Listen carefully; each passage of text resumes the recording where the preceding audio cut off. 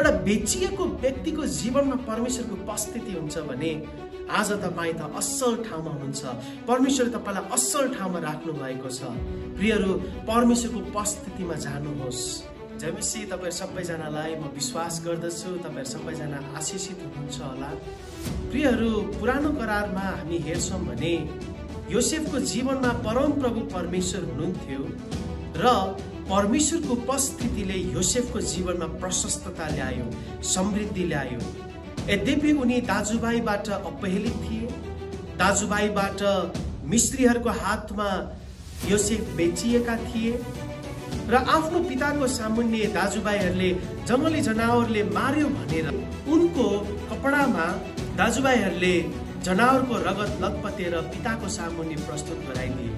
अनि याकुबले दिएको त्यो धेरै रङको बुट्टेदार कोटको अर्थ चाहिँ आफ्नो बुवाबाट बग्ने अनुग्रह र अभिषेकको चिन्ह थियो। त्यो अभिषेक र अनुग्रहको डाहले गर्दा दाजुभाइहरूले योसेफलाई रिस गरे, डाहा गरे र उनीहरूले मिस्रमा बेचिदिए। तर योसेफको साथमा परम प्रभु परमेश्वर हुनुभएको कारणले गर्दा उनको उन्नति भयो, प्रगति भयो। प्रियहरू, संसारले तपाईलाई अपेलना गरिरहेको होला, संसार तपाईको विरुद्धमा खडा भइरहेको होला, धेरै मानिसहरू तपाईको विरुद्धमा खडा भएका होलान्। तर म तपाईलाई आज उत्साह दिन चाहन्छु कि प्रियहरू, यदि तपाईको साथमा परम प्रभु परमेश्वर हुनुहुन्छ भने तपाईको उन्नति हुन्छ, तपाईको प्रगति हुन्छ। परमेश्वरको उपस्थितिले तपाईको जीवनमा प्रशस्तता ल्याउँछ।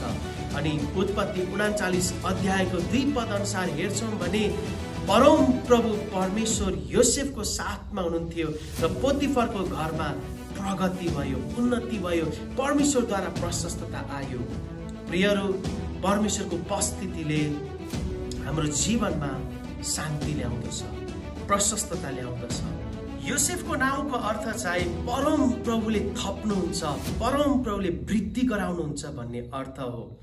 र याकुबको धेरै प्रिय पुत्रहरूमध्ये योसेफ पहिलो निकै नै प्रिय पुत्र थिए र योसेफको जीवनमा परम प्रभुको अनुग्रह, परमेश्वरको उपस्थिति थियो र परमेश्वरको उपस्थितिको कारणले गर्दा उनको जीवनमा समृद्धि, प्रशस्तता, शान्ति, आरोग्यता आयो।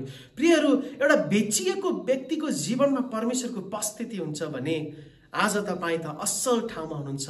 परमेश्वरले तपाईलाई असल ठाउँमा राख्नु भएको छ। प्रियहरू, परमेश्वरको उपस्थितिमा जानुहोस्, परमेश्वरको उपस्थितिलाई निरन्तर खोज्नुहोस्। जब हामीले उहाँलाई खोज्दछौँ, उहाँले हामीलाई खोजेर भेट्टाउनुहुन्छ। प्रियहरू, जब हामी प्रार्थनामा उहाँसँग फर्कन्छौँ, उहाँले हाम्रो प्रार्थना ध्यानसित सुन्नुहुन्छ र जब हामी उहाँको नजिक जाँदछौँ, उहाँ हाम्रो नजिक आउनुहुन्छ।